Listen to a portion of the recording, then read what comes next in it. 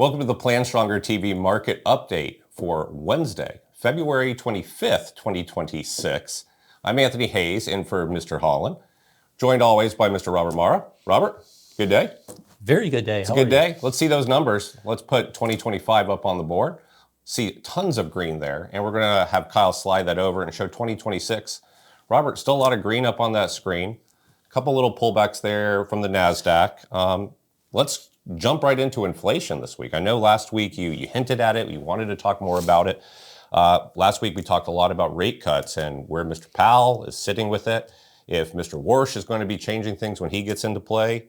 But a lot of the data coming out right now regarding inflation, where are we regarding these paths? Yeah, we haven't spoken specifically about inflation for a little while. So let's, like you said, we hinted at it. We'll tackle it this week, and that's what I want to do. A little conflicting data. So for the first part, so we have a little bit of for business inflation expectations. The Atlanta Federal Reserve Bank put numbers out last Wednesday, showing that the business inflation expectations dropped to 1.93%.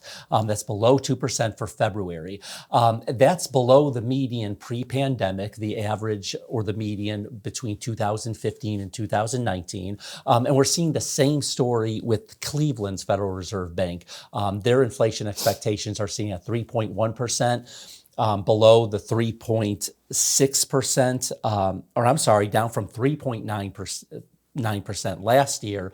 And the businesses are the ones that are supposedly would transfer any supposed price increases from tariffs to the consumers, and they're not seeing that. Their inflation expectations are muted going forward. I mentioned contradictory data. Last week we did see the PCE, which stands for personal consumption expenditures, what consumers are actually spending, instead of the CPI, this hypothetical basket of goods. Still pretty accurate, but the PCE is what the Fed really looks at. And a little disappointing data.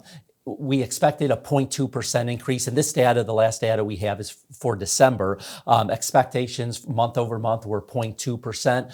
It rose 0.4%. The annual year over year, we expect it was 2.8 the month before, went up to 3.0 for core, which strips out food and energy, but from 2.8 to 2.9 for the headline inflation.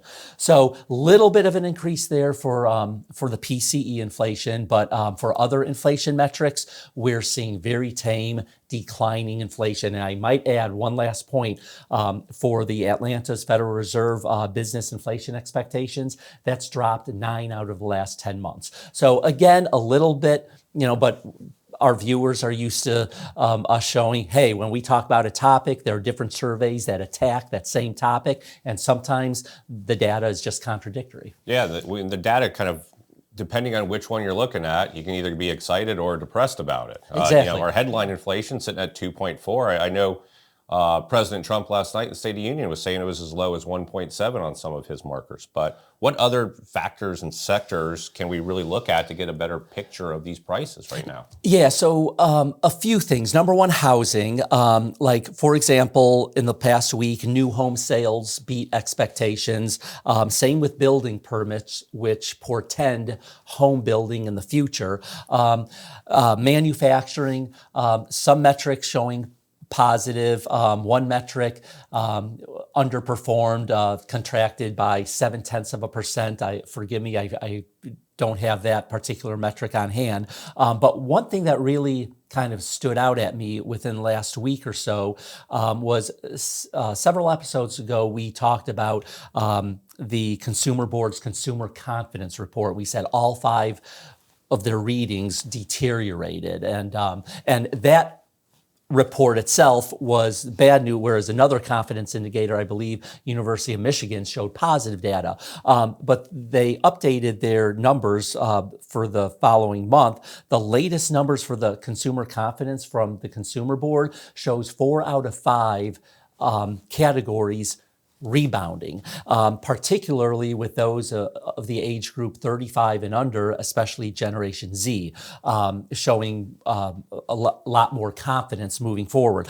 So again, we're talking about inflation, muted, a little bit rise with the PCE, but these other metrics that we can look at to kind of round out where the economy is headed is, of course, the labor market, but I just mentioned housing, manufacturing, and of course, consumer confidence. So housing, manufacturing, these pretty much sound like areas right in our portfolio. So if we take all this bunch of data and we need to talk to our client base and talk to people about their portfolios, how are we putting those two things together?